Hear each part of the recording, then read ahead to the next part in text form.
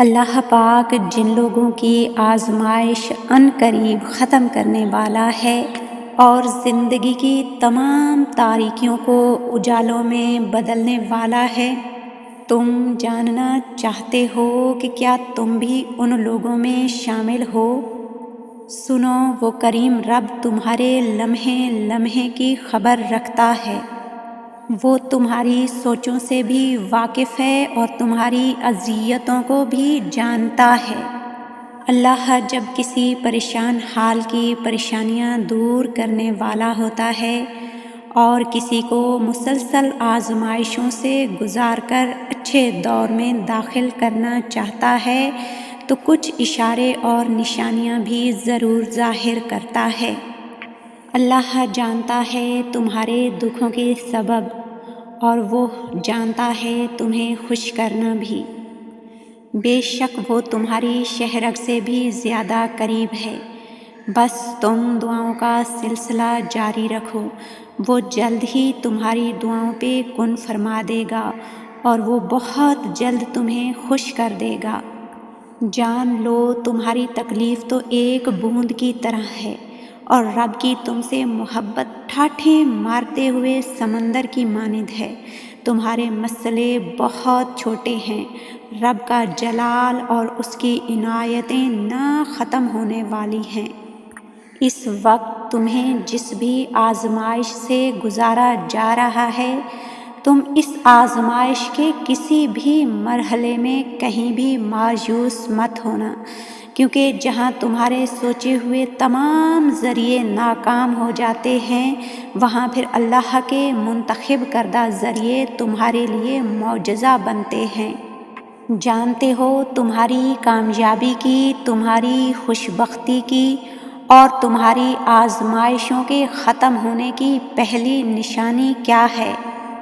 جب تمہاری آزمائشوں کے ختم ہونے کا وقت قریب ہوگا تو اللہ تعالیٰ تمہیں استغفار کی توفیق عطا فرمائے گا، تمہیں تمہارے گناہوں کا ادراک ہونے لگے گا، تمہیں تمہاری غلطیوں کا احساس ہونے لگے گا۔ جب انسان اپنا تمام گھمنڈ، اپنی تمام انائیں اور اپنا تمام غرور دور نکال پھینکتا ہے اور رب کی بارگاہ میں سجدہ ریز ہو جاتا ہے اور اپنے گناہوں کی معافی طلب کرتا ہے اپنے رب سے، تو پھر رب راضی ہونے میں دیر نہیں کرتا۔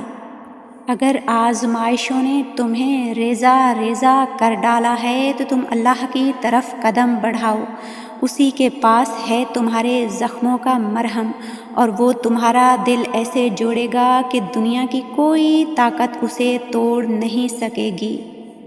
دوسری نشانی یہ بھی ہے کہ جب تمہارے الجھے ہوئے معاملات سلجھنے والے ہوں گے، جب تمہاری پریشانیاں کم ہونے والی ہوں گی اور جب تمہاری آزمائشیں ختم ہونے والی ہوں گی، تو اللہ پاک کی طرف سے تمہیں اچھا گمان عطا کیا جائے گا۔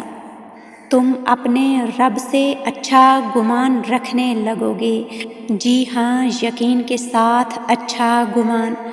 جب آپ پختہ یقین کے ساتھ اپنا معاملہ اللہ کو سونپ دیتے ہیں اور سوچتے ہیں کہ میرا اللہ ضرور بہتر کرے گا، تو یقین کریں اللہ بھی اپنے بندے کو کبھی مایوس نہیں لوٹاتا، وہ نواز دیتا ہے، وہ گمان کے مطابق فیصلہ کرتا ہے۔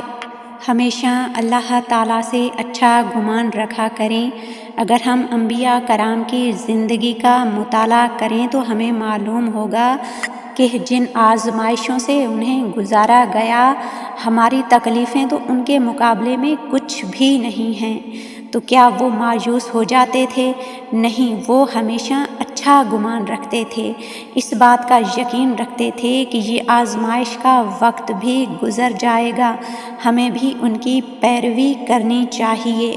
اگر آج تمہیں زندگی میں مسلسل ناکامیوں کا سامنا ہے اور تمہیں لگتا ہے کہ تمہاری ہر کوشش رائے گاں جا رہی ہے اور ہر طرف گھاٹا ہی گھاٹا نظر آ رہا ہے اور ایک کے بعد دوسری اذیت کا شکار ہوتے جا رہے ہو، تو سنو، ہمارے نبی پاک صلی اللہ علیہ وآلہ وسلم نے فرمایا کہ مومن کے ہر معاملے میں نفع ہی نفع ہے۔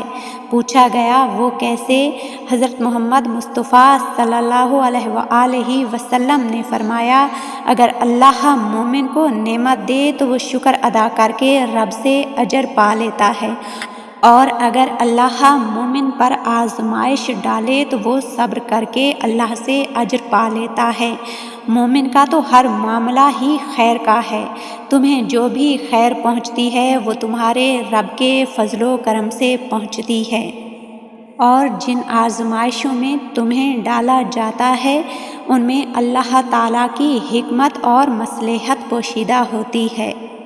یاد رکھو، بنانے والے نے جو کچھ بھی بنایا ہے وہ صرف تقسیم کرنے کے لیے ہی بنایا ہے۔ تم بس مانگنے والے بنو، تم بس جستجو کرنے والے بنو، اور اللہ اپنی غیبی مدد کے دروازے ان لوگوں پر کھولتا ہے جو مسلسل جستجو میں رہتے ہیں اور جو اللہ کے راستے کو چن لیتے ہیں۔